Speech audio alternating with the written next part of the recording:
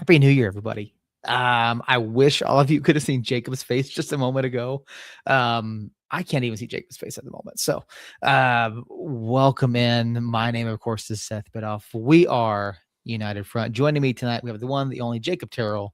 Christina will be here momentarily. Jacob is not at home, apparently. Oh, no, I moved. Oh, you moved. No, I'm just kidding. I'm not at home. I'm actually in West Virginia right now. You're in West Virginia. Yeah. Okay. Yeah. Why is my... See, chat's picked up on it immediately. Jacob saw it immediately. Jacob, I'm here to tell you tonight, and we got lots of things to get to. But first thing is there is a new contender for the presidency of the Team Jacob fan club. Oh, really? Yes, my mother has started watching the podcast next day. She has started watching, and she has taken note of the fact that you comment on the fact that I don't wear United gear. So for Christmas, my mother purchased this jacket, the United coat for me. So, yes. So and I'm declaring her a new contender for president of Team Jacob. I don't know if Harry's going to have anything to say about that or not, but no, to dispel all the rumors, I do have plenty of United gear. We've talked about, I have the Meow Wolf kit. I have several kits back in my closet. I've got a hoodie. I have the jacket now. But yeah, we're here, guys. Welcome on in. Josh, Justin, Desert Fryer already all over in the chat. Appreciate you guys being here. I mean, Jacob, it's been a minute. It's been almost a month since we podcasted. We talked about it, and we talked about coming on prior to the holidays, and realistically the only news we got, and we'll get to here, we got one news drop before Christmas. So we took the holidays off. We took off Christmas week. We talked about doing last week. Good thing we didn't go last week. We got some more news. And we'll get to all of that here, but how are you? How's the family? How are the holidays? We've spoken just momentarily here before that you sound how I've been sounding for the past like 2.5 weeks. How is everybody? Everybody's great. I'm great, despite sounding like a frog. Holidays came and went. Everything went smoothly. I had a sinus infection right around Christmas, like right after. And then I got over it pretty quickly because that's how those things work. Mm-hmm. And then I proceeded to, when I get over the sinus infection, I don't feel bad, but it all drains into my chest and I sound like this. And so Sunday morning at 5:30, I had a flight to Pittsburgh for a work thing. So flew to Pittsburgh, drove to West Virginia. I'm in West Virginia until Thursday morning or Thursday afternoon or Thursday. We'll just say Thursday. And then Thursday I fly back to Albuquerque. So everything's going fantastic. Like you said, not a ton of news, a little bit of news, not a ton of news. Mm-hmm. I did do a shout out first, try to get some listener questions. And we got a handful. So everybody that's over in the chat, Justin and Josh and Desert, I know you guys. Oh, and Andrew. Andrew posted one in the chat that we'll get to, or on the reel that I did. So we'll get to his later. But Josh and Justin and Desert, be thinking of some questions for us to answer in the chat. We'll read the ones that have been commented, and then we'll get to the live chat here and see what we can come up with. But before we do that,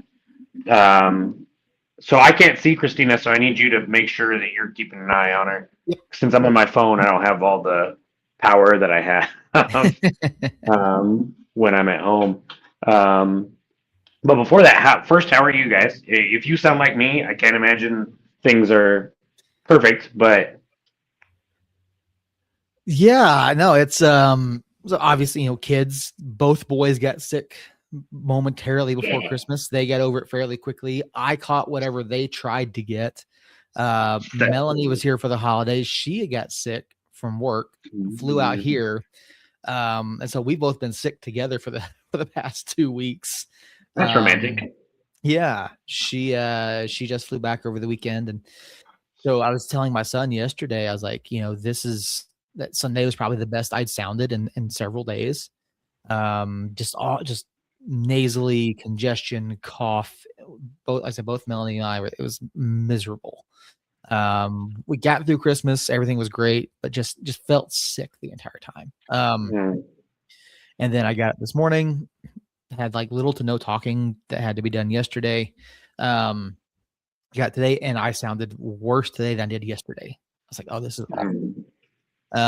It's gotten better as the day has gone along. The cough is is subsiding, but it's still at the point where like I'm carrying a pocket full of cough drops. I'm drinking hot tea with honey, slamming as much vitamin C as I can to try to not get over whatever this is. No, dude, I'm going to pull something out of my pocket right now that I've been carrying around all week. And so, yeah, this is West Virginia, honey. Okay. I bought it here when I got here, but hey, and honestly, had we podcasted last night, if last night would have been record night, I wouldn't have been able. I had like damn near zero voice last night. It sucks when I feel good, right? So then I come to this, and it's a state parks leadership school, and so there's people from all across the country that work for all these other state agency parks or state park agencies are here. And I don't know if y'all know this. I doubt you guys do, but I really like to talk. And so you put me in a situation like this where there's a bunch of like-minded people as far as parks go, and I'm like, oh, this, oh, that. And so yesterday was the first day of classes, but Sunday we had dinner and an orientation and stuff. And so I talked a lot Sunday. I talked to a lot of the other guys that came with me from New Mexico on Sunday. So I've talked for like 2 straight days, and yesterday I had like no voice. And probably by the time this podcast ends, I will not have much of a voice. But yeah, no, it's good. I'm glad you guys had a good holidays. Glad you guys survived. Wish you could have been feeling better. But look, I love the holidays. I do. It is a very stressful time when you have 4 kids and 2 families that you try to have to keep happy with, making sure you spend enough time with each of them. One, my family, obviously, and one, my wife's family. So I'm glad it's over. I'm glad I'm in West Virginia for a multitude of reasons. One, this is awesome for my job and good career building and development. But also it's a break, right? Like I get an empty hotel room. Although I don't sleep well without my wife next to me. So the first night of sleep was questionable, but it's still a little bit of a reprieve. As my little caption says there, I've already had a few drinks because it's 10 o'clock here. And so we got done, we had dinner. I had a drink with dinner, and then we all kind of mingle and click up and gather around. And so up until about 10 minutes ago, I was out there, hanging out with fellow New Mexico State Park employees and others, chatting and drinking and carrying on. And so I'm feeling pretty good and excited to be here for sure. Yeah. So when you get back, you're giving Allie a 2-week break, right? Yeah, of course. Not 2 weeks. I've not gone for 2 weeks. Calm down. I mean, she's been with the kids this whole time. Give her a 2-week break. Make up for it and then some. They're in school. It's fine. I mean, they just started. No, but we are yesterday. Yeah. We are. So last May, I went to Washington. I think I don't remember if I podcasted from there. If I skipped that week.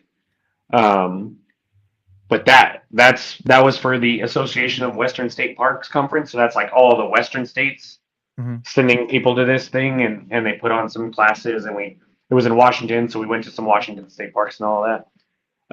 This year, that same conference is in Alaska, and so I put in to go to it, and I don't have an official yes, but I have some tentative yes. I have a tentative yes. Depending on how many other people put in for it, and then we'll have to figure something out.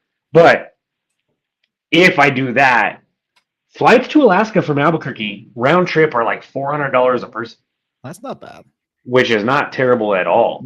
And so she already told me last year when I found out it was in Alaska that if I go to that one, she's going with me.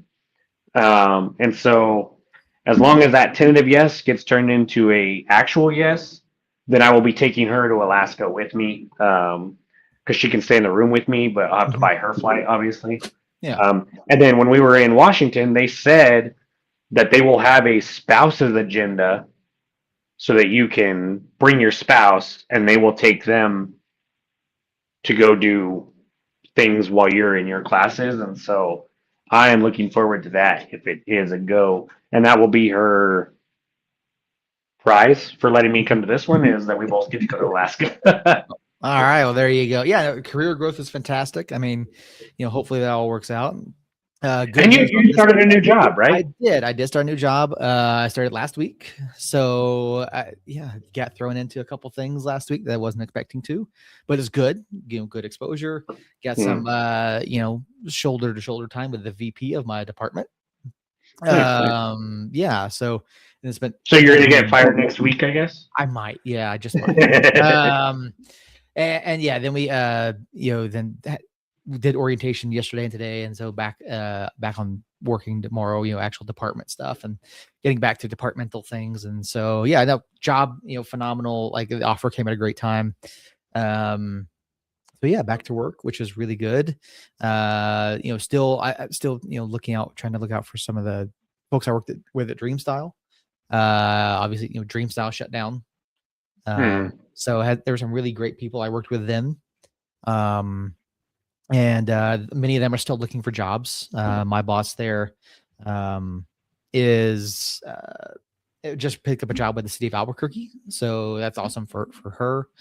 But it's been some good news here, getting together and back for the holidays. And there she is, Christina. Are you ready? Yep. All right. Perfect. We're gonna bring in Christina. Here she is, Christina. Hey. It's been so long I couldn't find the link to the pod. all good. We're catching up. We're getting back into the swing of things. How was Christmas? How are you and the family? Is everyone well? Jacob and I obviously under the weather. I feel like with Christina, we have to ask how Thanksgiving was too. I don't know when the last time I saw her. It feels like it's been forever. But the holidays were great. I took the kids to New York. They wanted to experience New York at Christmas, which I do not recommend. 1 star. Way too people-y. Just too many people. Didn't you visit a college over there too? Yes, and I feel like that's why I can recognize that New York during Christmas is not the way to go, because I went 2 other times with my daughter to visit colleges, and it was lovely. It was fun. It was, okay. New York, this time around, you can't even. It was worse than like Disney. You really? Can't walk shoulder to shoulder, crammed. Not fun at all. So, but when we weren't in the touristy areas, it was fun. So we had a lot of fun doing that. Taking in all the Christmas vibes and everything. And then I had family over for Christmas. They come to our house, and so all in all, it was great. It was hard to go back to work yesterday. I was off for 2 weeks, and I was traveling before that, and I had a course that I had traveled for, so that's why I missed closer to Thanksgiving. So yeah. Yeah, all the kids are back in school. Like we're 2 weeks of either off of work or short weeks at work, and first full week back for a lot of folks this week. I know even with the radio station stuff, it's been very off with all the with the holidays, and then all the college football and NFL football final week, 2 weeks of the season. And it's been odd, but back to work. We're all getting back into the swing of things, and I'm so glad you guys are here. Yeah, we both been. Yeah, we were talking about we both been sick, and my fiance was sick, and then all kinds. It's been a few weeks. So I had a sinus infection, but my sinus infection wasn't bad. Like normally, sinus infections knock me on my ass. This one wasn't terrible. Like I still went to work. I still functioned just fine. And now it's just kind of like settling down in my chest and stuff. And so I sound ridiculous. And I've been talking a lot. I know, shocker. The last 2 days, here for a work conference thing, and so, but I feel fine. I don't feel sick at all. I just sound ridiculous. That's why I have this little jar of honey. Yep, honey. I cough You have to drops, do it. tea with honey. Yeah. Is that your 3 drinks in, Jacob? No, Wellness I actually, shot?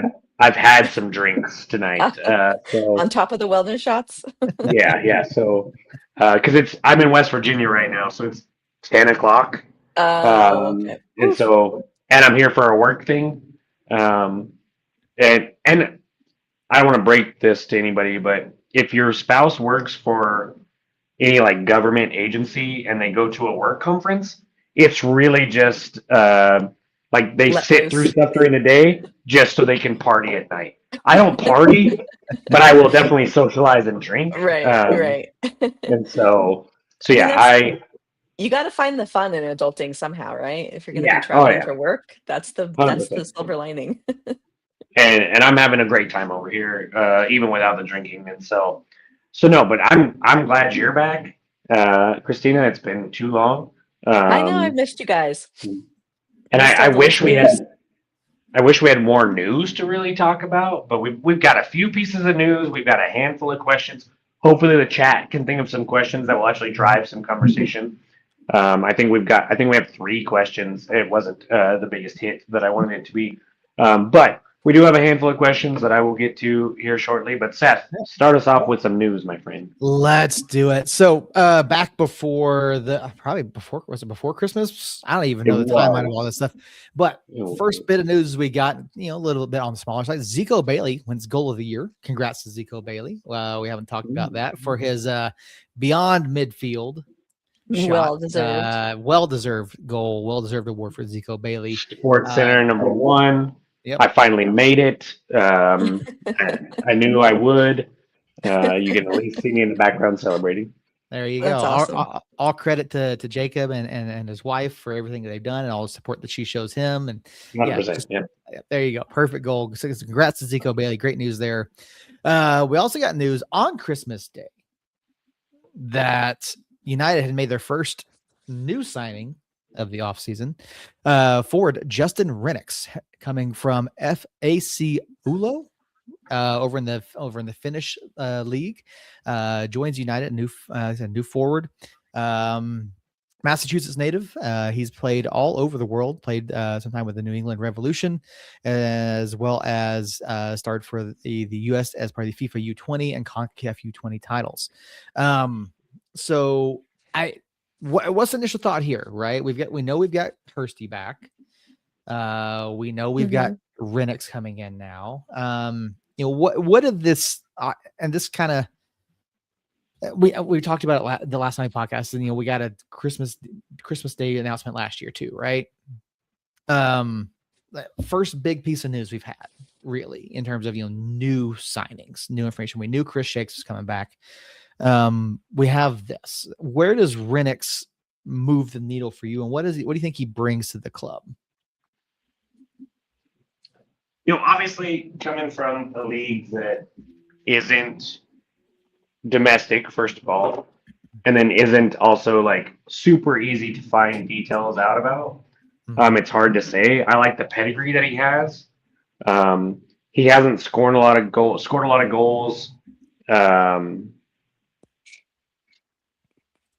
The last couple of years, if I'm remembering right, that was a long time ago that he was announced. It feels like, and so if I'm getting my research correct, he hasn't been super hot scorer over in Finland. But what I did see, I like his body type. I like his work ethic from what I've seen and read.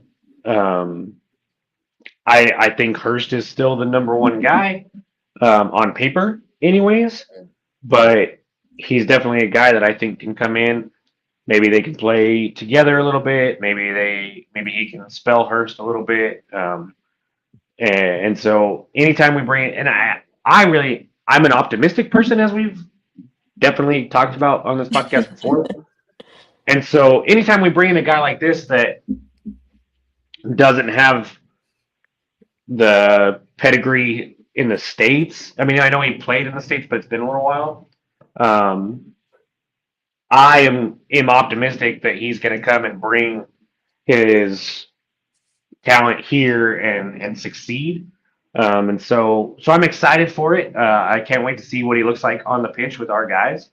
And I think he's a body that will come in and he doesn't seem to miss time like some of the other forwards that we brought in recently. Looking at you, Dunlady.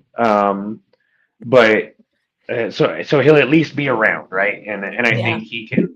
We signed him early enough, unlike Among last year. We're signing him early enough that he'll come in early. He'll come in for the full preseason, and he should theoretically be ready to roll come March when we start. If I'm recalling his highlight reel, I remember thinking when I was watching that I also liked just the creativity of his goals. He did, Like, yes. no goal was alike. They were all very unique and really creative, and that's a big time what we need. Mm-hmm. Yeah, I I think always he'll. worry though. I feel like New Mexico's where strikers on like these big streaks come to fizzle out. So maybe it bodes well for us that he hasn't scored a lot of goals at the last club, and now we're going to open the floodgates. It's entirely possible. I mean, I think he's a guy. He brings some different things to the table from what Hursty does. Obviously Hursty's, the bigger, supposed to be the physical guy. But I think Renix, I think he's more creative, gives you more opportunity to create things within the box. And I think he's also someone who's not necessarily going to be that hold up guy like we've seen Hursty be in the past. So I think they bring different things. I think it's going to be fun to watch them play off of each other and see how they play from the outside in, especially, we've got, obviously we have Valentine coming back, it'll be interesting to see how he plays into that. And it looks like the start of a very formidable front, 3-4, however you want to play that. But yeah, looking back at the announcement for Renix, 156 career professional matches, 25 goals and 12 assists. So not a tremendous goal scoring rate, roughly one every 5 matches, but he's proven he can do it, and obviously there's interest in him at both the international level, both for domestic reasons and in other leagues. So there's something there. And like you said, Jacob, he does appear to be healthy, which is something that we've had some issues with across the board over the past couple seasons. So exciting signing here. Looking forward to seeing what he can do. Excited for the opportunity to get to meet him and talk to him. No word from the club yet on when we'll actually get to do that. But of course, that's a lot of that's probably going to be up in the air for a while, given the current, CBA situation. So, and we'll get to that here momentarily. But yeah, Christmas Day announcement. And then the club goes dark. And we waited and we talked about it. We thought about podcasting on the 30th. It was like, well, all we have is Renix, right? It really wasn't a whole lot. And then we get the news that we all knew was coming. Alex Tabakis moving on from the club. Now, I know some people don't like this. I know there are some people who do like this. And we talked about it. I think we all kind of felt this was an inevitability given the way things went in 2025. Andy's got a question. Do we know where he's going? No, not yet. Any predictions for a replacement? There are some names available, and we'll get those here in just a second. But now, was it his management team that was posting on the socials? Yes, his management team put a post saying new location loading, which means he's not retiring. Because I was wondering, okay, is he going to retire? But now we know the answer to that. We just don't know if he's staying in with the USL Championship. Is he staying? Which conference is he leaving? Well, with this decision, is this signaling that Chris is the clear number one going into next year? And what percentage of both of you was hopeful that Alex was still going to return, even if he was at in what we thought now number 2? If I was a betting woman, which I'm not, but if I was, I would have bet like 95% sure he was leaving. I feel like that was, yeah, I'm not surprised at all. Mhm. And I do think that Shakes is probably going to be our number one. So we're looking for a replacement to be our backup keeper, is my guess. The 95% sounds about right. I didn't think there was much of a chance that Timbakis was going to return. I had a little bit of hope that he might, because I saw that he wasn't super grumpy and down a lot of the year last year when I was watching his body language, because I do have a PhD in body language reading. But yeah, I mean, the writing was on the wall that he probably wasn't going to return. Mhm. That being said, I don't know if I would classify Shakes, like, I would definitely give Shakes like the edge, like a percentage, like 65-35 probably, that he's going to be our starter. I think it depends on who we bring in. And I also wouldn't be surprised, depending on who it is, like a name that I've thrown out there that I've kind of flip flopped back and forth on, just because it is a proven USL starter, and I don't know if that's the route they want to go or they're looking to go.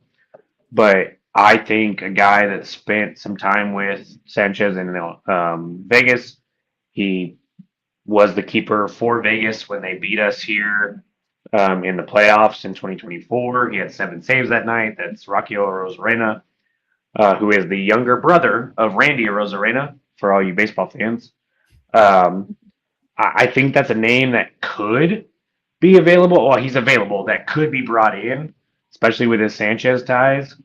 And if a guy like that signs, that's not like a USL legend necessarily, but a USL starter.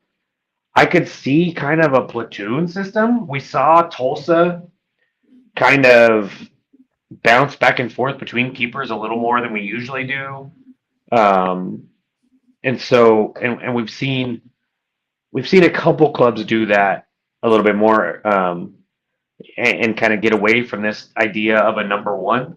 I'm not sure that's what we do, but if it's a name like a Rosarena or like one of these League One keepers that have been really good down there coming up, I'm not sure Shakes is like pencil him in right now as the starting goalkeeper all year unless he's hurt.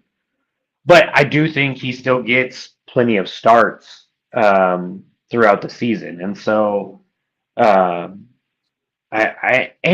think,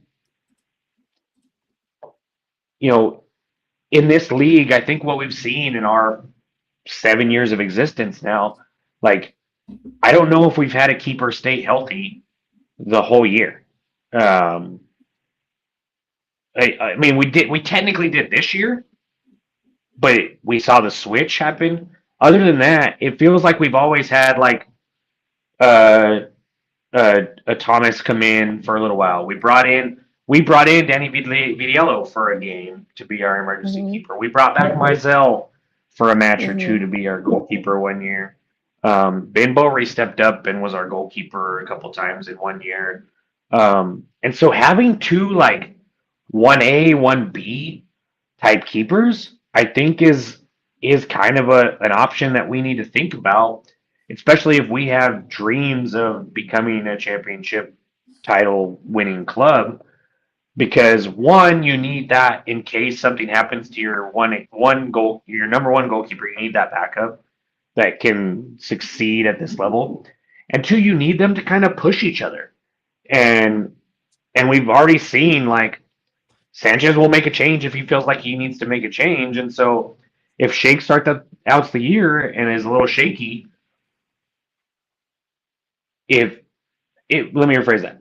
If we start out the year and a Rosarena or somebody like that's not our backup, and Shakes is the guy with some scrub behind him, then if Shake starts off a little questionable, what are we going to do?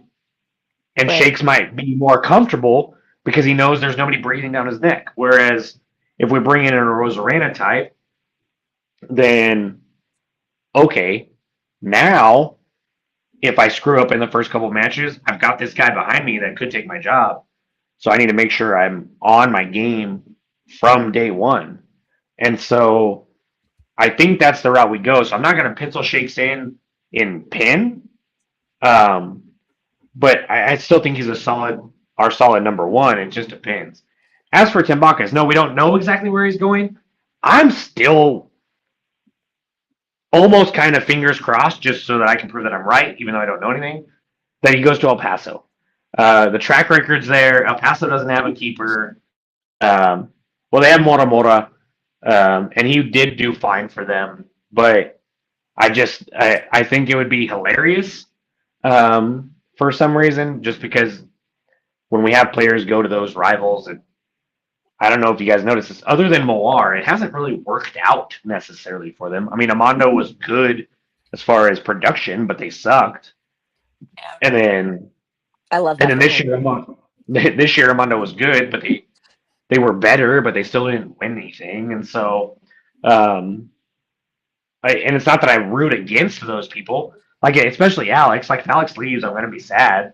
And if he goes to El Paso, I mean, I'm already sad. But if he goes to El Paso, I'll be upset. But if he goes to El Paso, and we score 5, then I'm going to go to Esteban Senna, who's over in New Mexico United Nation, and be like, "You were right. I was wrong. I'm sorry. He sucked the whole time. I don't know." I would be sad for him. El Paso doesn't treat their keepers well. I don't want Alex. Like I like Alex. I really wanted to see him get the record. I like it so much better when they leave to the Eastern Conference.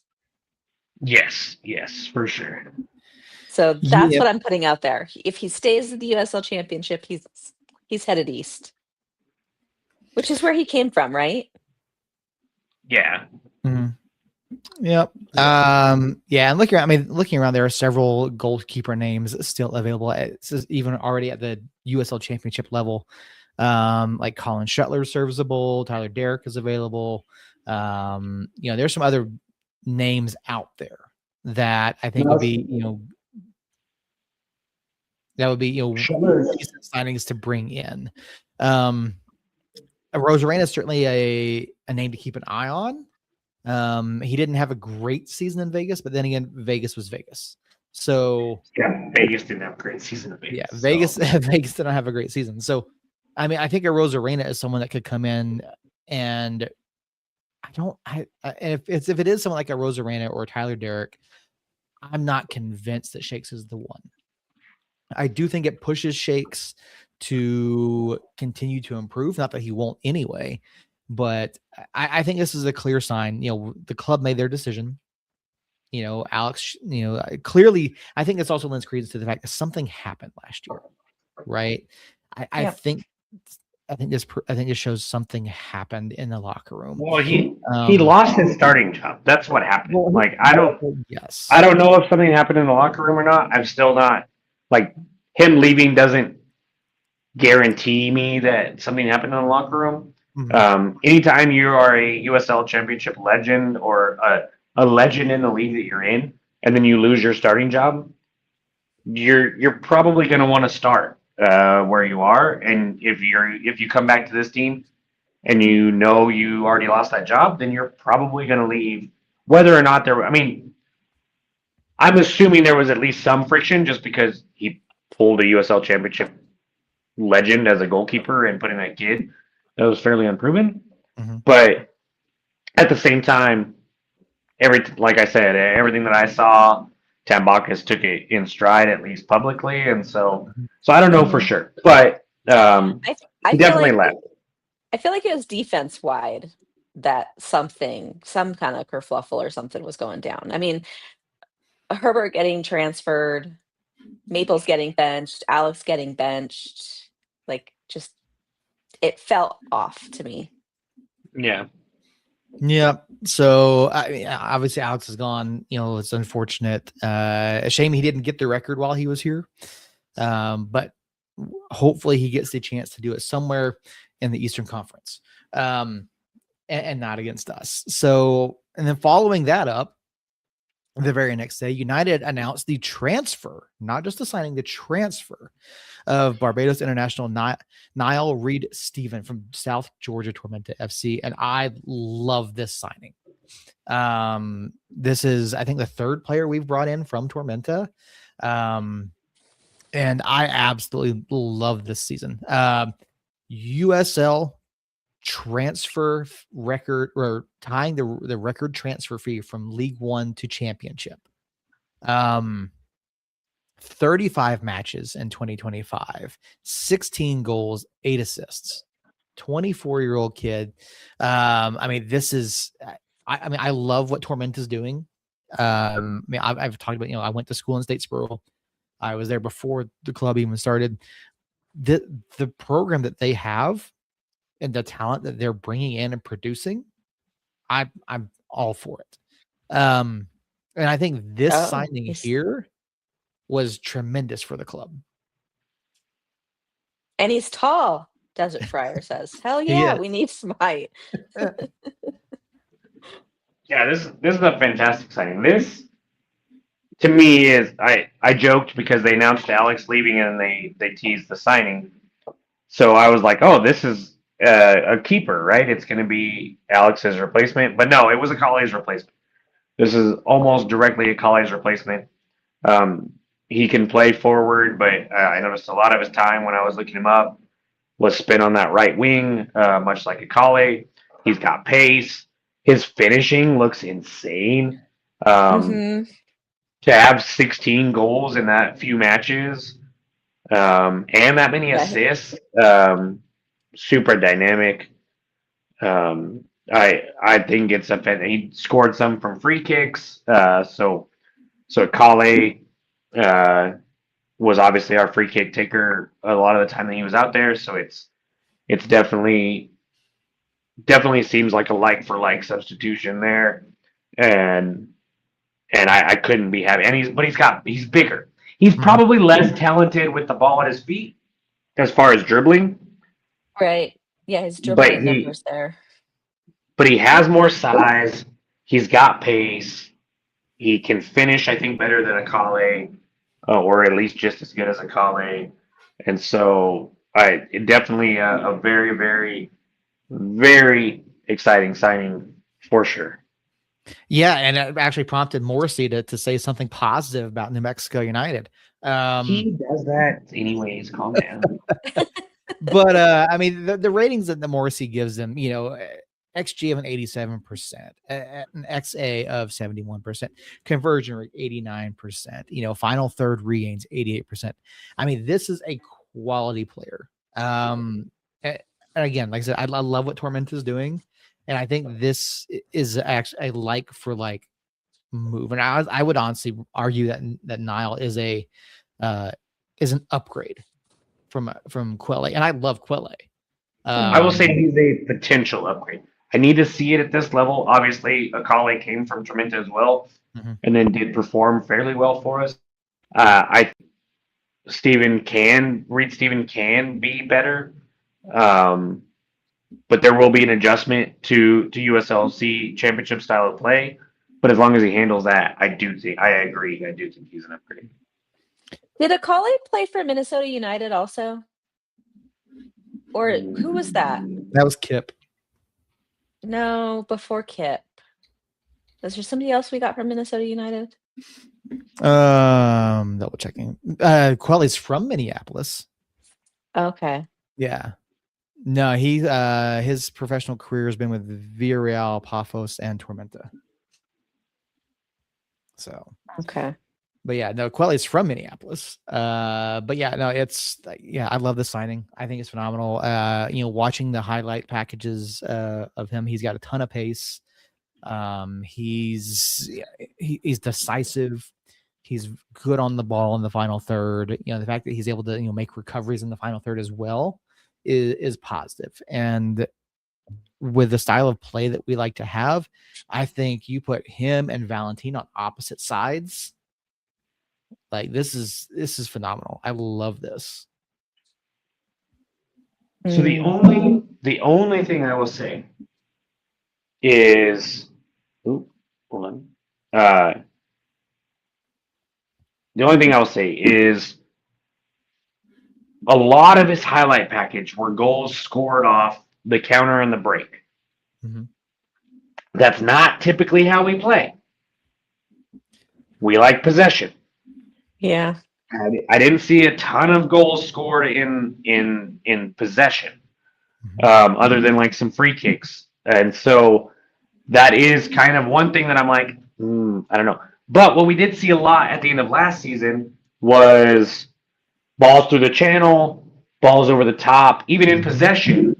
When you pass it back and forth there, and then we finally draw them out, then we were kind of going a little more direct, and so that is a good sign.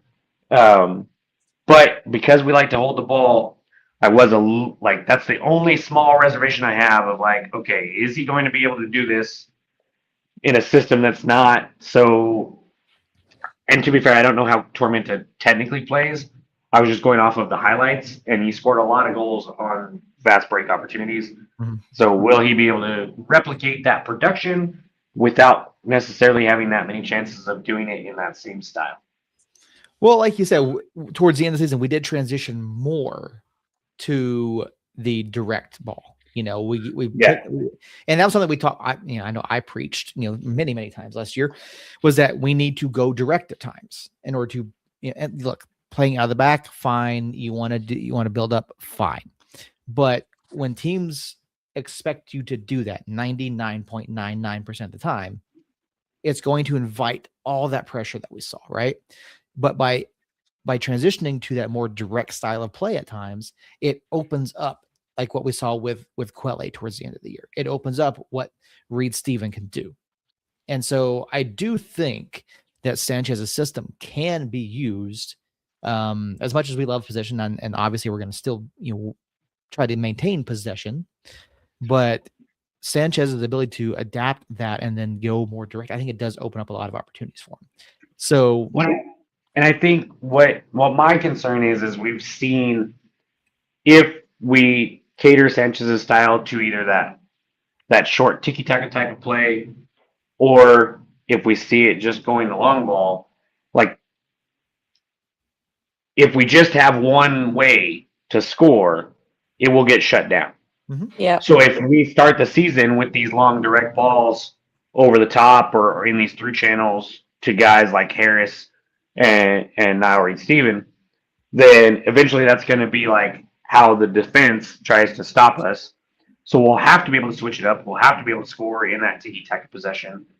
And I'm not sure Niall is the guy for that off of his highlight package and what I've seen of him so far. So I want to see that before I get super, super excited. Because Akale, for all the faults that I had with Akale at times with his over dribbling and trying to take on 15 defenders, and kind of putting his head down and making up his mind before he really assessed what was going on, he could spark something in small spaces for us. Mm-hmm. And I'm not sure Reed Steven is that necessarily talented at that. And so that is the one thing I'm like, okay, let's see what happens there. Maybe we just give it to Harris in those situations, and Harris does that for us instead of Akale. But just something that I was, as excited as I am for that signing, there was that one reservation that I had. Akale usually would draw a lot of fouls too. Mm-hmm. He would, yes, which would lead to the free kicks, which Akale could convert. And so Niall needs to be able to draw them for fouls that give him the chance to convert those free kicks as well. Yeah, I think it's an exciting signing. I think he brings a lot, and it's going to be really interesting to see. And again, you just mentioned Dayon. We haven't talked about Dayon. I mean, Dayon's back next year too, so we have a wealth of players. And I don't know if you guys talked about it. I admit I did not listen to your last podcast. But Dayon won an award too for best comeback player. Yep, that he did. So yeah, and you Also got him well coming back deserved. too. Yeah, Mm-hmm. So yeah, again, Valentine Noel. You've got Reed Steven. You've got Dayon Harris. You've got you've got all these pieces, and how do you fit them all in? That's always going to be the problem. And that brings us to the next signing. the New Mexico United announced back on the 3rd the re-signing of Gideon Zalalem, and this got mixed reactions. And let me back up first. I think it wasn't this one. It was the Nile announcement. They teased it at 2 a.m. That was awful. No, it was Gideon's. No, it was okay. It was Gideon's. Okay, yeah, they teased it at like 2 a.m. Or what? No, it was Nile. Yeah, because it was 2 a.m. Yeah. on New Year's Day. I'm like, that's such a weird thing. It was midnight on Instagram and Facebook. Yeah, I saw. I'm not there. It was but just 2 a.m. on Twitter. it was at 2 a.m. on X. Admin must have been a little tipsy and realized, No, it was- oh, shnikey, I forgot to post on X. Yeah, something that those should have been scheduled, but yeah. But yeah, Gideon's back. Like I said, that one got mixed reactions on the Discord, mixed reactions in our chat. I mean, obviously Space Kid, a huge fan of Gideon Zalalem. He had his moments in 2025, both good and bad. Came on, didn't seem to quite be comfortable, struggled a bit, disappeared for like 4 weeks, and then came back and had a decent close to the season. What do you think that the thought process was here on Gideon and bringing him back?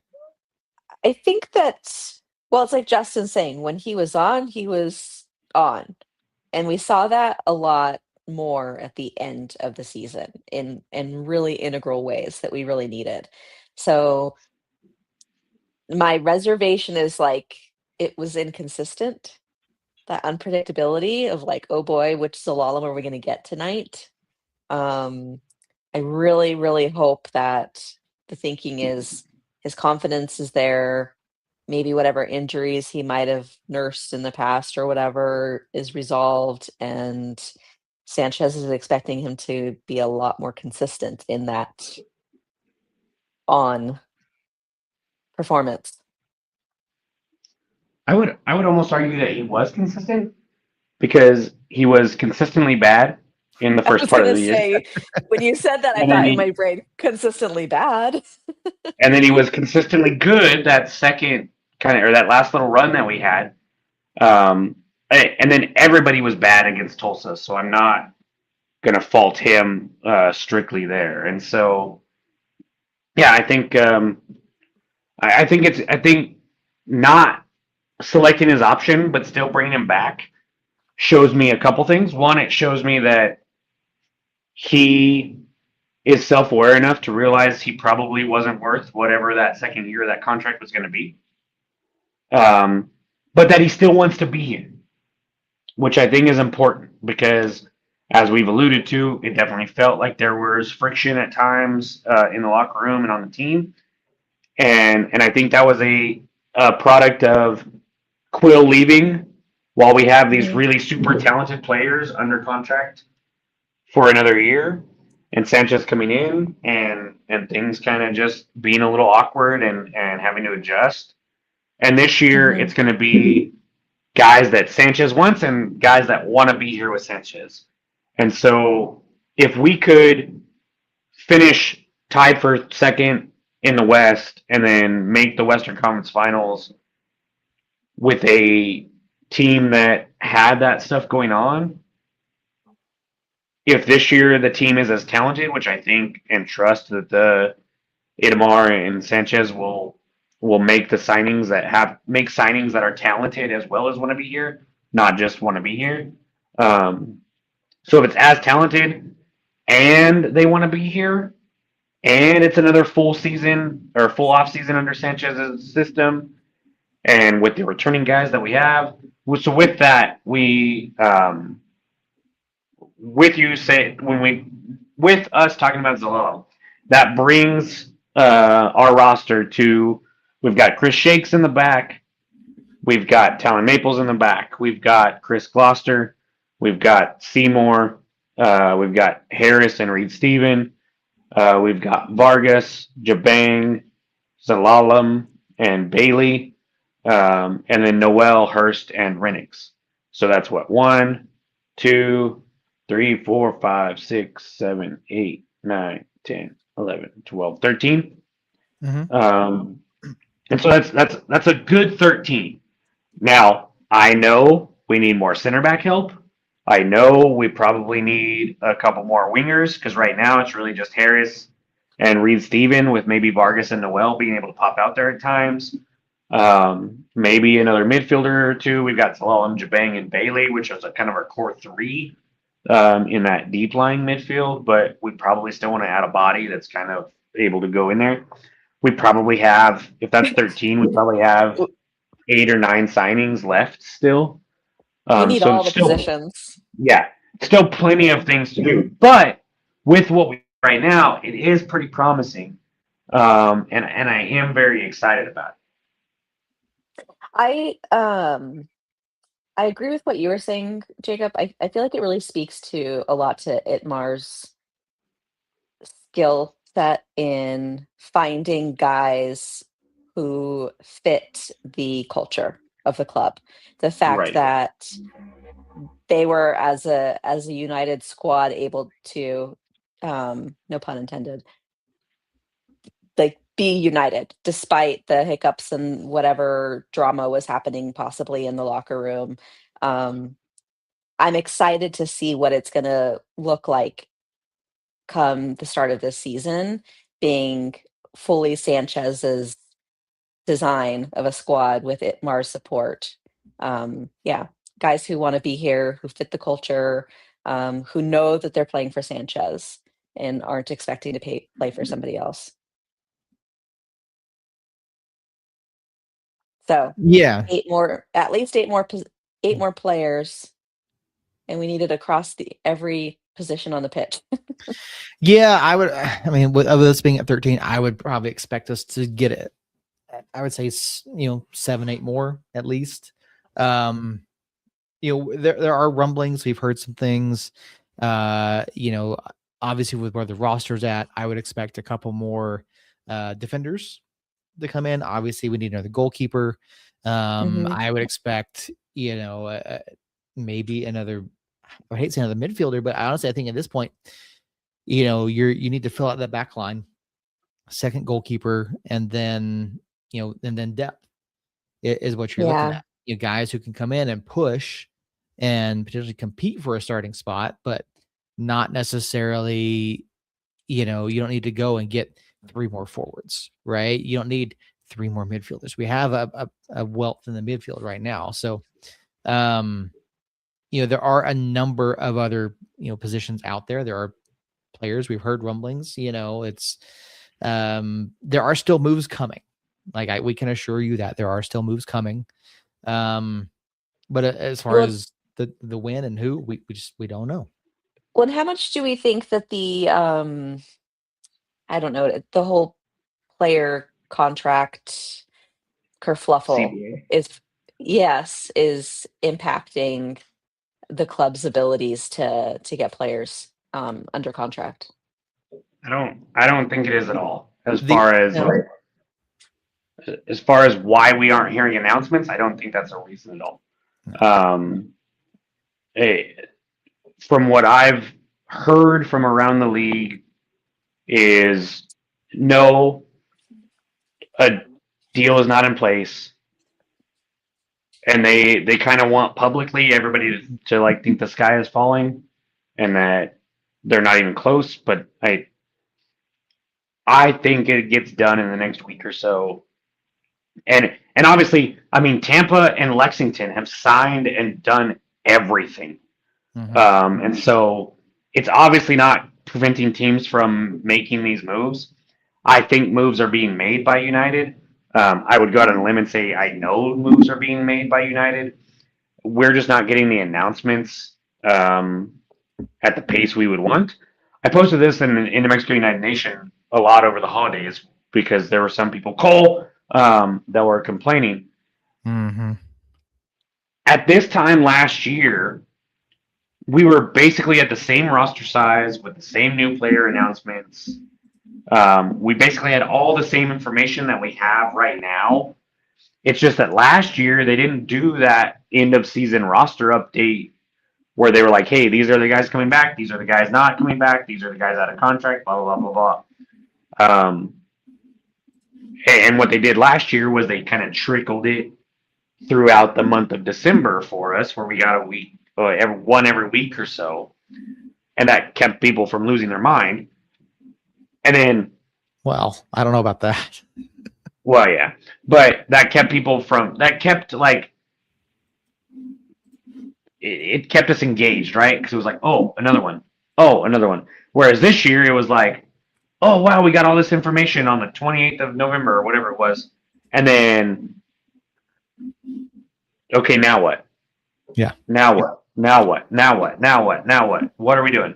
And it especially sucked when you saw teams like Lexington and Tampa Bay and others like making these splashy signings and stuff like that while we're just kind of sitting here seemingly twiddling our thumbs. But look, as much as I would love to assemble an Avengers style all-star team of USL championship players here in New Mexico, that's not what we're about, and it's not what we're going to do. It just, we're not going to spend that much money. We'll spend, don't get me wrong, we'll spend, I mean, tied the record between a USL championship and a USL League One team for a transfer, right?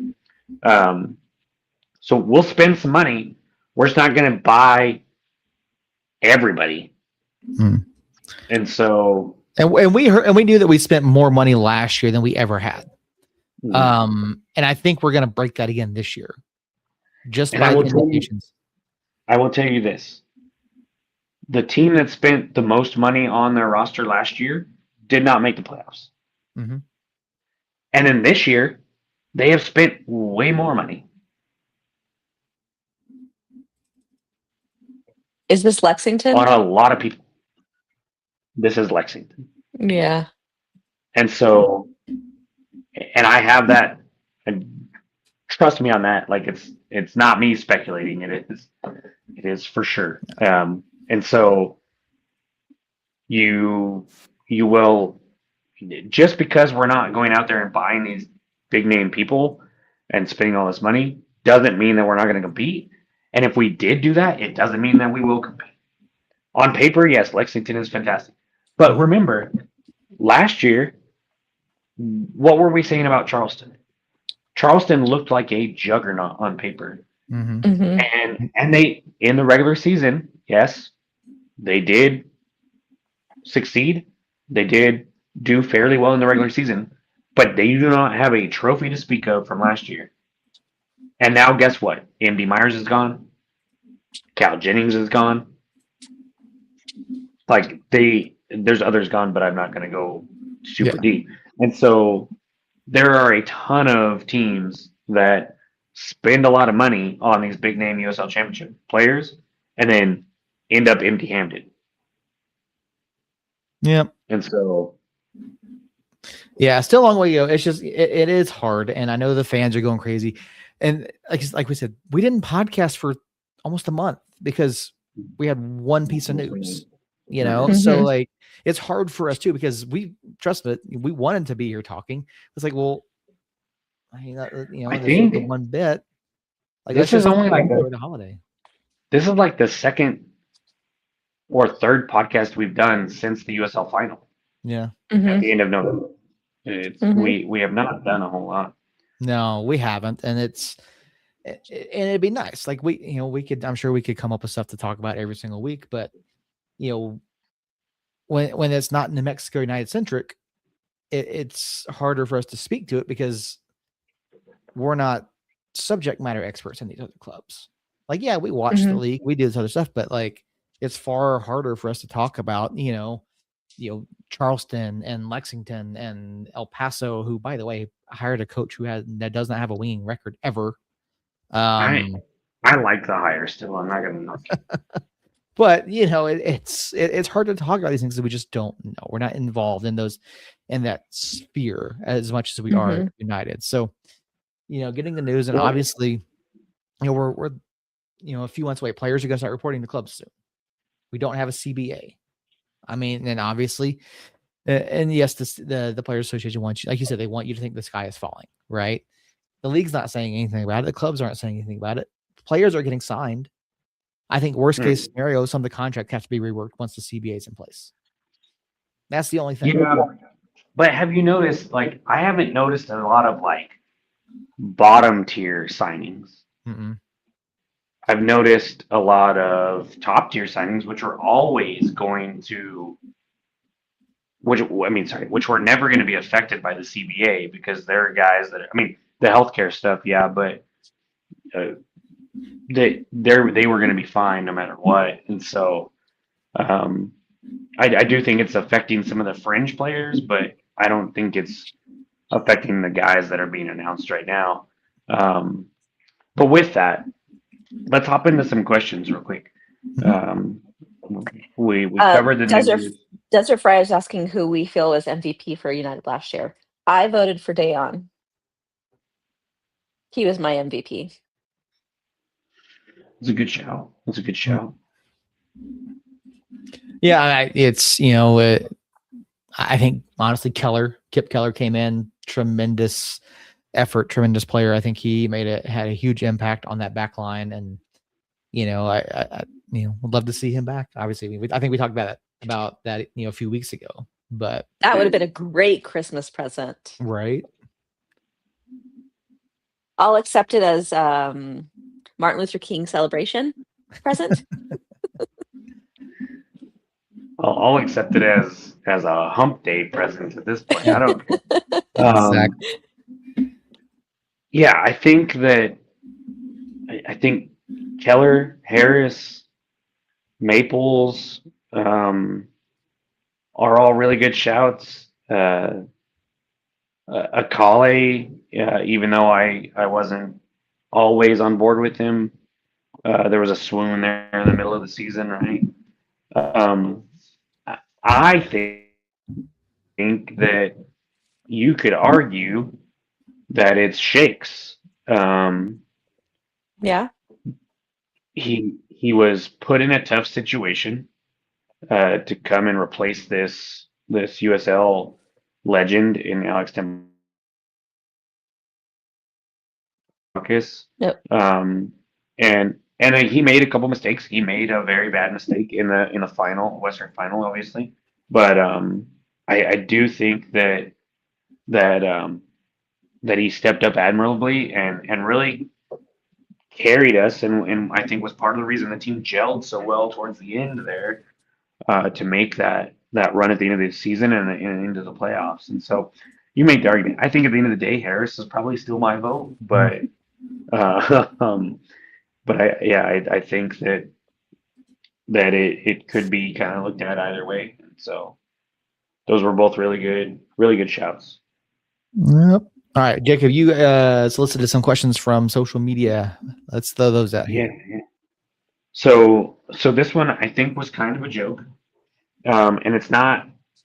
We'll save that one. We'll save that one. So Andy Gom, who's in the chat, obviously, says we've talked about him, but do we know if Kip Keller is still on the market? Would love to see him back in black and yellow. Center back feels like our biggest hole to fill.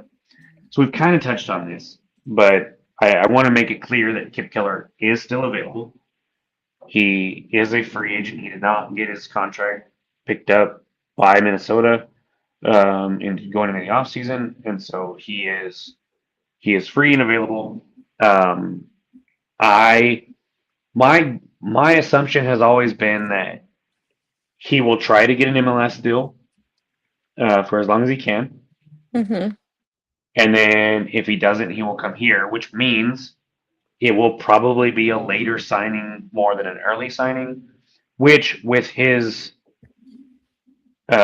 injury history and the fact that he's already been with New Mexico before and knows the ins and outs of the organization a little bit, if he signs in March, I'm not freaking out. If I'm a MLS team, I'm looking at giving him $104,000 and bringing him on. Mm-hmm. And then maybe loaning him down to recoup some of that money. And then if I get in a pinch as an MLS team and I need a center back depth, I can bring him up. But I'm not an MLS, and so who knows what's going to happen there. Um, but he is still available, and center back is definitely our biggest need. When I went down that list, like right now, I kind of have an idea of like what I would think the starting lineup, quote unquote, would be. Can y'all see me right now, or when Nope. I go to my notes, does it go away? Okay. So when I did the quote unquote with my fingers, you couldn't see it. Sorry. You'll just have to miss my beautiful face. So I have Chris in goal. Obviously, he's the only keeper on the roster right now. And then I would have Zico on the right, and then Seymour and Maples in the middle, Gloucester on the left, Jabang and Zelalem now in the midfield, and then Reed, Steven, Noel, Harris, and then Hurst up top. And so when I look at that, I think Hurst up top, Reed, Steven, Noel, and Harris, and then Jabang and Zelalem are probably like our starting front six for sure. Like those, I feel confident are our starters even once we make all these signings, unless we sign somebody insane. But that back line of Zico, Seymour, Maples, Gloucester is not a starting back line in this league right now. And so, yeah, the back line is definitely where we need help. I would say that center back is a place that we need help, but we also need help out at right and left back as well. We can't just go in with one option there, and that option being 34-year-old Will Seymour. And so that whole back line, we need to pour in probably another, I think out of the 8 spots that we're kind of saying as a minimum, probably 1, 2, 3, 4 of those need to be defenders.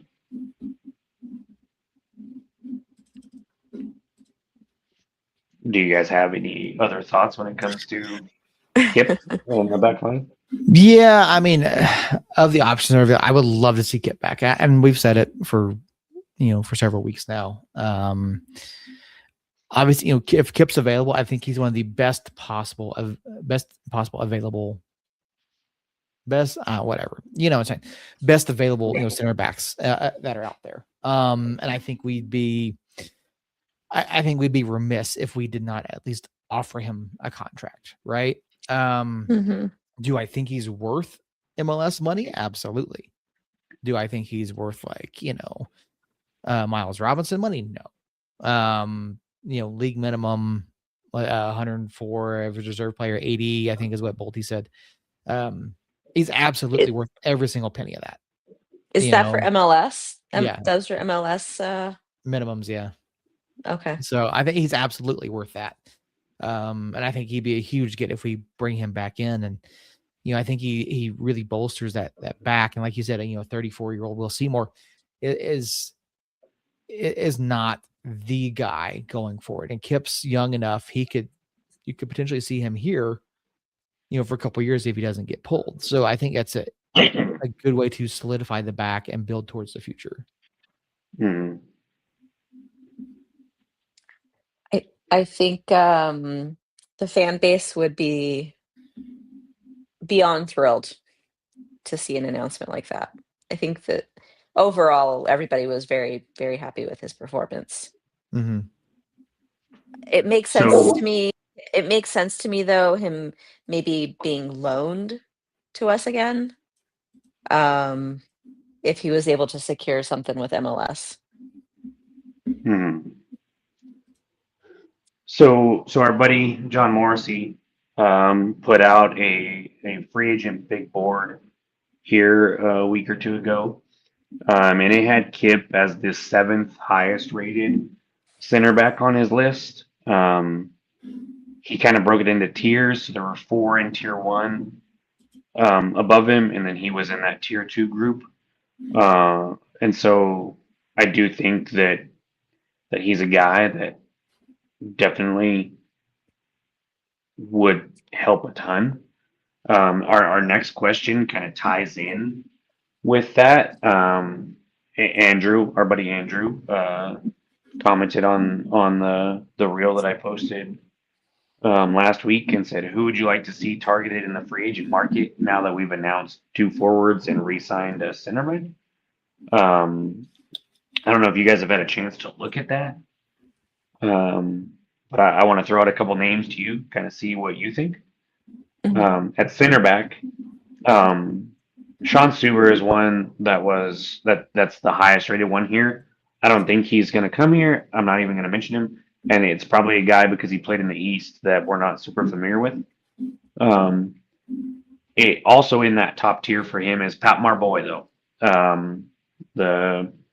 the young, very young player for Phoenix that kind of, instead of going MLS route, which is what everybody thought he would do, I think he came to USL thinking that he would come here for a year and then get signed overseas somewhere or have a little more freedom in where he went. He's ended up playing in Phoenix for a couple years now, and now he is a very, very talented center back, but he obviously hasn't gone higher than he wanted to. He's a player that I think a lot. I think pretty highly of. He's made a couple mistakes. He is young, but as a player that I think talent wise is tremendous. Is that a player that you would maybe see us ponying up for, or would like for us to pony up for, just at that center back position, or are you thinking Kip comes in, or you want Kip and then we bring in some like lower level, lower quality, not low quality, but lower quality than like the top tier of center backs? I like it when we get like the unknowns. Like I feel like Maples was such an amazing unknown. The fact that he was was it open tryouts? Um, I don't know. Sorry. I'm Maples. No, he came from MLS Next Pro when he signed here. But so maybe he was a trialist at first. There was something He about was. him He that was a was like, trialist, yeah. He was Yeah. technically a trialist with New Mexico United, but he came on and I mean, I went and saw him at Media Day, and he was technically a trialist then, but him and Herbert both were trialists at that point, and I watched both of them and said, they're on the team. Like, what are we Right, doing here? right. So Yeah. trialist I by just- name, but not. I don't think it was real necessarily. Right. I just like I feel like I'm more inclined to want the diamond in the rough sort of thing, players that Idmar is able to Yeah. to scout, and rather than like these flashy anybody in Morrissey's like top tier, I'm like, meh, no. I feel like that same thing with like Jennings, for example.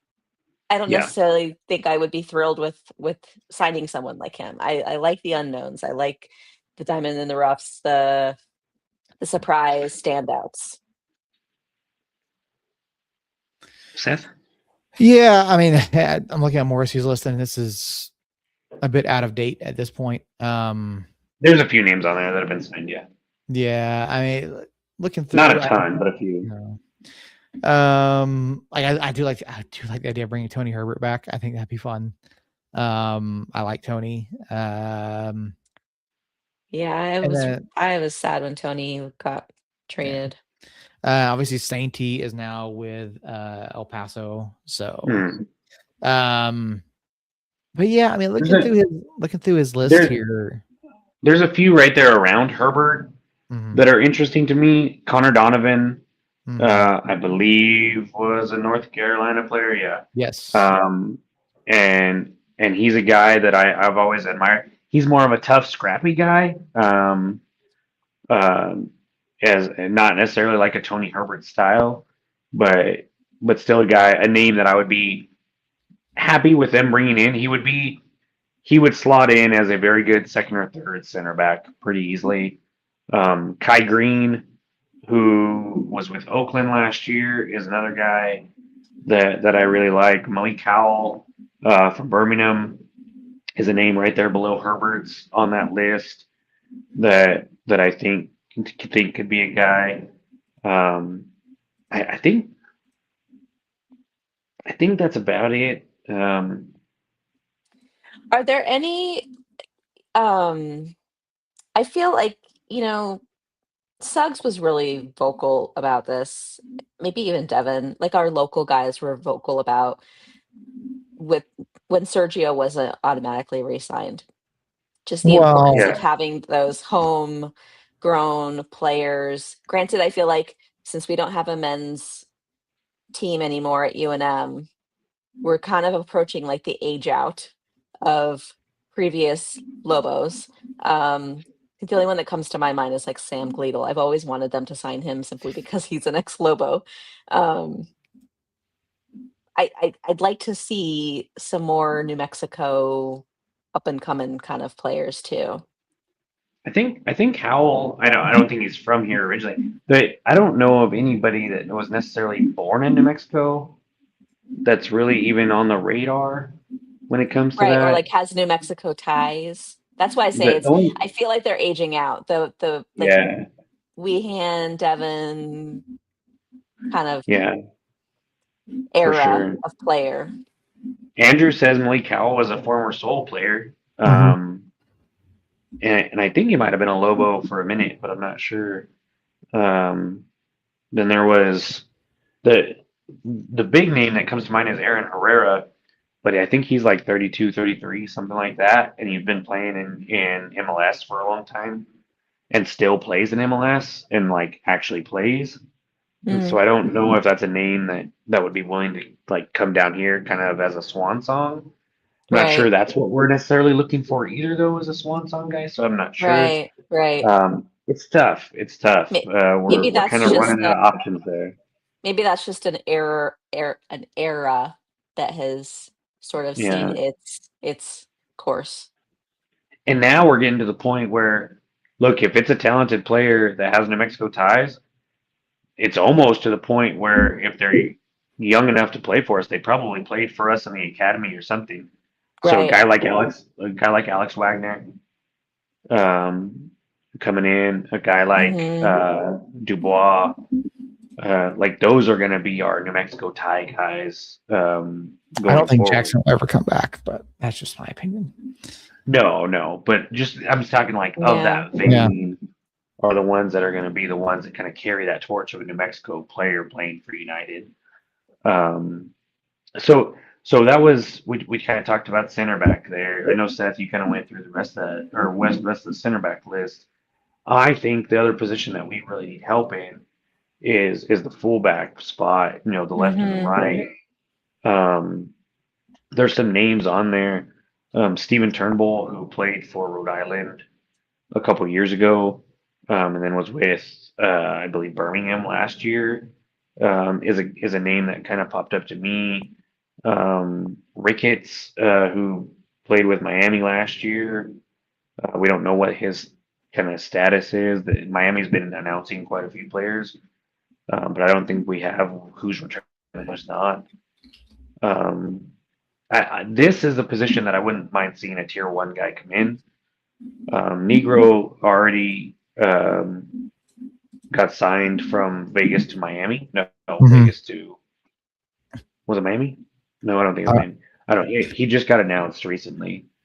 It might have been Tampa. Honestly, I don't remember. But Ezra Armstrong is the name that I look at. He's an NCFC player. I don't think he's been announced as signing anywhere else.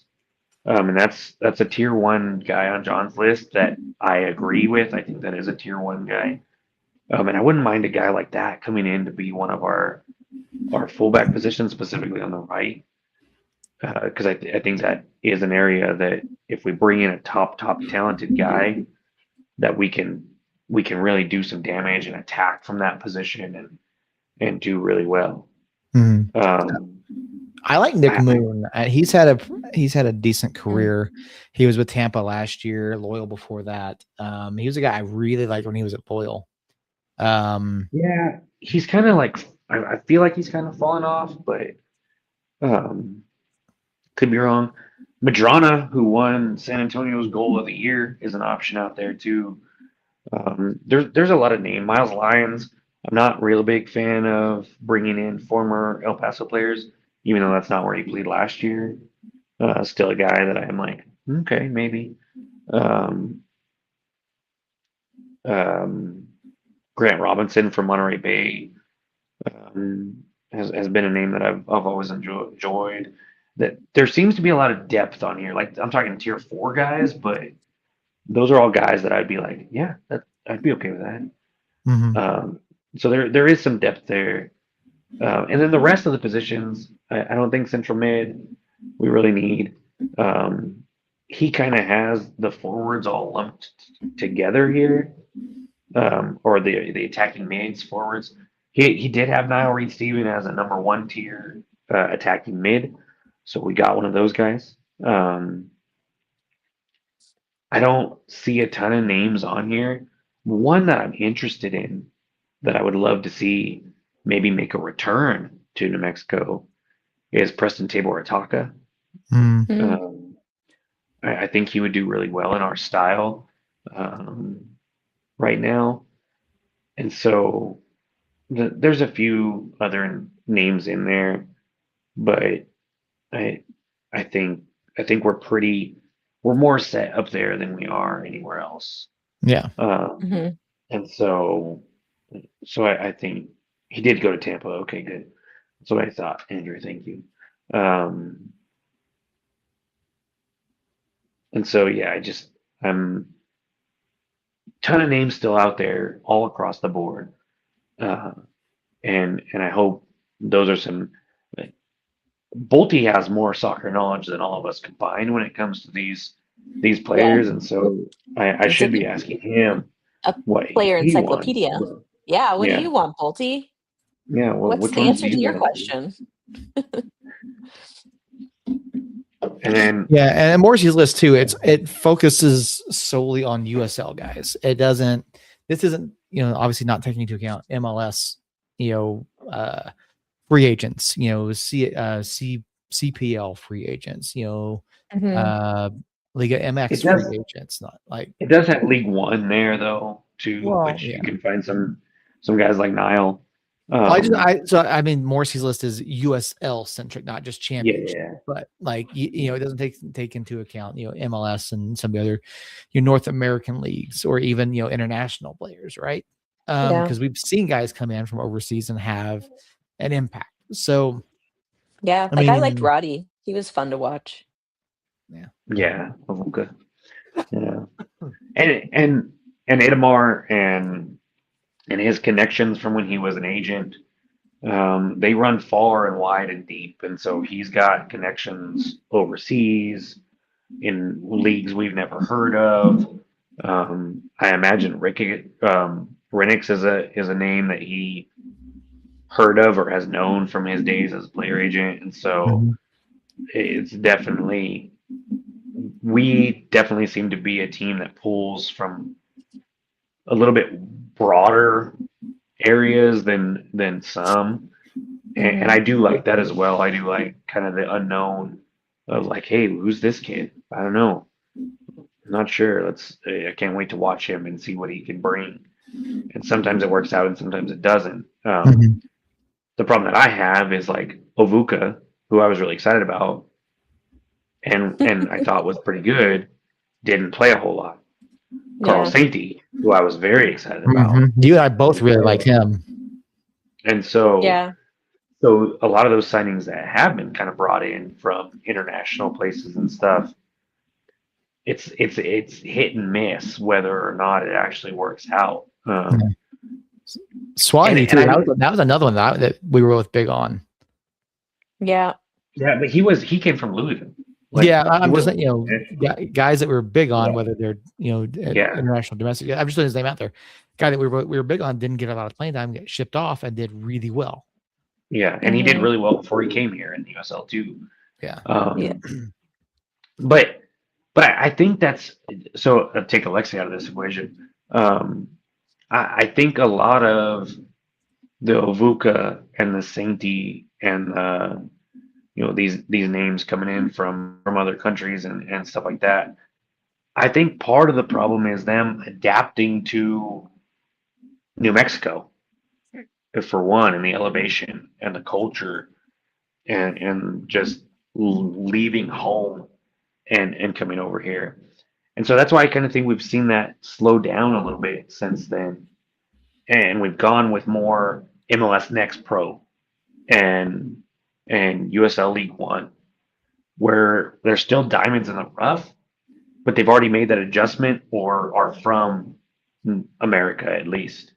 And so they know what it's like to be here and play on these pitches and in this climate and stuff like that a little bit more than a guy coming from Africa or Europe or wherever else we brought in players from. And so inevitably we'll see names like Renix who are out of left field that we have no idea who they are. And it's exciting and it's unknown, and who knows, he might come in and light the USL championship on fire. But we're also seeing guys like Niall Reid-Steven who comes in having already kind of lit USL League One on fire and is in a position that now he knows kind of what to expect in this league, at least to an extent, and is ready to take that next step and succeed at a little bit higher level, but still in a comfort zone that he knows. Yeah. Those are some great questions that folks sent in, and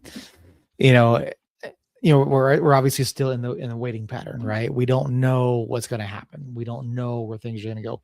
Right now, we don't know if there's going to be a season. Now, again, the sky is falling mentality. I don't think we're in any sort of danger whatsoever, but there are people out there that are thinking these things. I will say this: if USL lets it get to a point where we don't have a season going into a World Cup year, right before we're supposed to have a Division One launch, then I'm sorry, folks. You might as well just hang up everything, because we're not. Turn off the lights. The USL will not exist anymore. Yep, that's very true. So, any other questions you had, or? There's one more. That was a joke? Well, so it says, can you dissect the psychology of college sports fans who are so surprised or upset when a coach/admin/player leaves for a better situation, and then pivot to why those same fans don't ask why their school, administration, booster club doesn't do more to keep said individual? Should be interesting. And this is directly related to my buddy Cole calling Fernando Lobo a bitch for moving to Colorado. Basically, I will answer this fairly simply, Billy. I can't dissect it because I don't understand it, and it is what it is. So it was a serious question, and I think he probably, Billy, I'm sorry, I'm sure you want a more in-depth answer, but I just can't give it to you because I am not and never want to be inside Cole's head. And I say that out of love, Cole, because I love you. But sometimes I just don't understand. Well, I mean, it's that thing where it's obviously we've been through it with United. Troy comes in, does a great job. Troy gets a better offer, right? Troy's looking to advance his career. Jacob, you're looking to advance your career. Christina, you're looking to advance your career. I'm looking to advance my career. And ironically, you do well, you're going to leave for the more money. You're going to leave for the better opportunity. And ironically, I don't remember Cole throwing that big of a fit when it came to any of those coaches leaving to those other situations. No, exactly. And I get the Lobo thing. And I think that the Lobo thing too is because Fernando Lobo. Now, this guy was the athletic director, right? Or, yes. Yes. Okay. Yes. I think part of it has to I don't know. But I think part of it's because of Lobo's reaction to Bronco Mendenhall leaving last year. after a year, and then Lovo up and leaving after a year. I think that's where a lot of the fan, not just Cole, but where a lot of I the get fan it. reaction is. And so, like, I get get it. it. Lovo came out, he made these strong statements, but it's the nature of sport. It's the nature of business. You're going to go where a better opportunity is. If you can advance your career, and I know people say, UNM's a stepping stone. People say, Exeter United's a stepping stone, right? I mean, Quill went to Mexico MLS. as a whole. Yeah, Mexico as a whole. Quill went to the MLS. Troy went to MLS. Zach went to MLS. We've seen players move on and up. Cody left and became a goalkeeper coach at the MLS level. Even our social media people, like yeah, our photographers, our digital media guys, Yeah, videographers. Liz left and went to Seattle, right? And then David Weissy-Carl left us for Houston. Linnea. Now Linnea she's left. with, Yeah. David, Linnea, we love you guys. We do say, but it's you want to better your career. And it's the way with players. Players, if you get a call from MLB, MLS, if Serie B came calling for some of these players, if the EFL Championship came calling for this, they go, right? Well, not even that. We saw it with Fernando last year. Mm-hmm. Yeah. A team from the Philippines came calling and offered him more money, and we did right by him and sent him over there because that's what he wanted, because he needed the money or he wanted the money. Mm-hmm. Look, if you're making $30 an hour, and I use that high of a rate because Lovo was making pretty good money. So if you're making $30 an hour, and then another agency similar to yours comes to you and says, "Hey, I want you to do the same job for us, and I'm going to pay you $120 an hour." You're telling me you're going to stay? Because I'm going to call you a liar. I'm going to call you a liar or stupid, one or the other. Because if you do stay, Hell we're no. going to. And so that's exactly what Lovo got offered 4 times as much as he was making here to do the same job at a different school. I'm not going to fault him for taking that, especially when you have kids. Right. Yeah. No. Now, can you live good on $30 an hour? Yeah, sure. Especially, but can I live good on $30 an hour? Or can I live good on $30? If I'm living on $30 an hour, but then I'm offered $120 an hour, now all of a sudden, guess what? My kids' tuition, wherever they want to go, is going to be starting to be saved up for. My kids need cars. They're going to start putting that money towards cars to save for. I want to make sure that my kids eat healthy and good. That's going to help me do that instead of this $30 an hour pay. Mm-hmm. And so, no, like it is. Does it suck? Hell yeah. It's annoying. We were building something special here. I get it. I don't fault them at all, though. And so, if you believe that, it's a problem. Yes, Fernando did go to Hanoi. And so, I don't know. Maybe did I say Philippines or or is it Vietnam? I think you said Vietnam. Yeah. Anyways, and so yeah, I don't fault him whatsoever. And Cole just posts things just to post things. I don't know, but that's it, man. That was the last question. Thank you all for sending in questions. Thank you in the chat for typing in some questions. Thank you in the chat for just being here, of course. Yeah. Look at us. We managed to have a podcast for an hour and a half. Oh yeah. With not a lot of news. Yeah, we did. So, no, it was good. Good to get back on the horse, get back in the saddle, and kick off the new year with a little bit of news and get back together and see each other. Yeah. Hopefully so next week we'll have a flood of things to talk about. There's probably gonna be an announcement tomorrow. I think so too. It's a Wednesday. I mean, it was a random ass Saturday drop with the Zico news, or that Zico with the Gideon news. So with no warning whatsoever. But yeah, I think that might have been news got out before they wanted it to, and so they tried to get ahead of it. But okay, well, we need some peak weeks or something to leak here. But I do think we see something at least tomorrow or Thursday. Um, I saw a Instagram post by Phoenix saying that players report in 10 days. Mhm. That's wild. Oh, you know what I realized also? So we won best kit for Yes. something, and it reminded me that we're past due for a new home kit, and so that's also something we can look forward to. Mm-hmm. Yep. Mm-hmm. Sure is. So Collared yeah, kits are coming. we'll see. We'll I'm see. putting that out. Collared kits are coming. I will see that. Right. I will believe it when I see it. But yeah, so I think I'm gonna go on a limb and say we'll probably be back every week from now on, in some form or full fashion. I'm trying to get Weehan back on. He was supposed to come on a while back, and then the holidays happened, and so been talking with him to get him back on. Um, I think that we'll probably push to try to get Sanchez or Itamar on before the season gets rolling again. Would love to have Ron on. Um, um, honestly, love that we had David on last year when he was with the club, so wouldn't mind having Delmy on. Mhm. Getting to know her a little bit better and kind of introducing a lot of the fans to the person who is in charge of player relations and stuff like that, so they kind of know a face to the name. But we'll be back next week for sure.